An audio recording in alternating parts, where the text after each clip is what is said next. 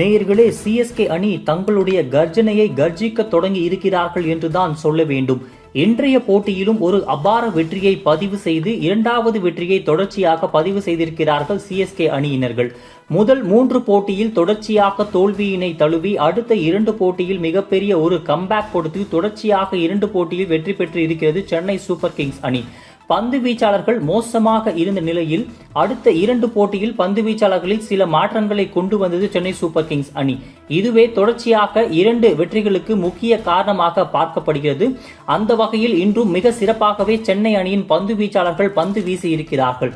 சென்னை சேப்பாக்கம் மைதானத்தில் நடைபெற்ற இன்றைய போட்டியில் கொல்கத்தா மற்றும் சென்னை சூப்பர் கிங்ஸ் அணிகள் மோதின. இதில் டாஸ் வென்ற கொல்கத்தா அணி முதலில் பந்து வீச்சினை தேர்வு செய்தது. இதனையடுத்து களமிறங்கிய சென்னை அணியின் தொடக்க ஆட்டக்காரரான சஞ்சு சாம்சன் கடந்த போட்டியில் 100 ரன்களை அடித்து அசத்தினார். இந்த போட்டியிலும் ஒரு சிறப்பான தொடக்கத்தையே சென்னை அணிக்கு அவர் கொடுத்து இருக்கிறார். இவர் 48 ரன்களை இன்று குவித்தார். ஆனால் ருத்துராஜ் கெய்க்வாடை பொறுத்தவரை இந்த போட்டியிலும் சொதப்பி இருக்கிறார் என்றுதான் சொல்ல வேண்டும். மிடில் ஆர்டர் பேட்ஸ்மேன்கள் ரன்கள் எடுப்பதில் சிறிது தோய்வு இருந்ததால் மிகப்பெரிய ஒரு ஸ்கோரை எட்டுவதற்கு சிஎஸ்கே அணியால் முடியவில்லை. ஆயுஷ் மாத்ரே, டிவல் பிரேவிஸ், சர்ஃப்ராஸ் கான், சிவம் தூபே ஆகியோர் ஓரளவுக்கு தங்களால் இயன்ற ரன்களை மட்டுமே எடுத்தார்கள்.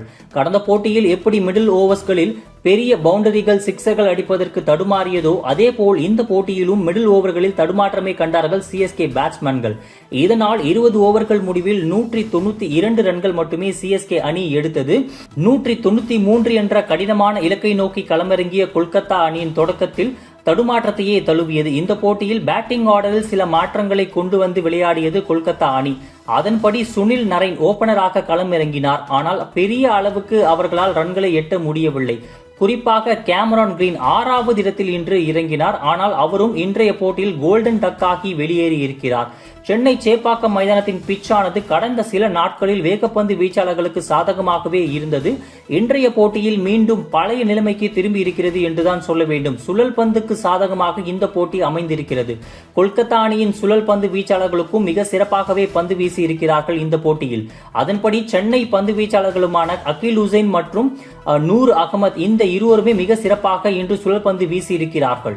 சென்னை அணியின் பந்து வீச்சை தாக்குப்பிடிக்க முடியாமல் கொல்கத்தா அணி இந்த போட்டியிலும் தோல்வியினை தழுவி இருக்கிறது.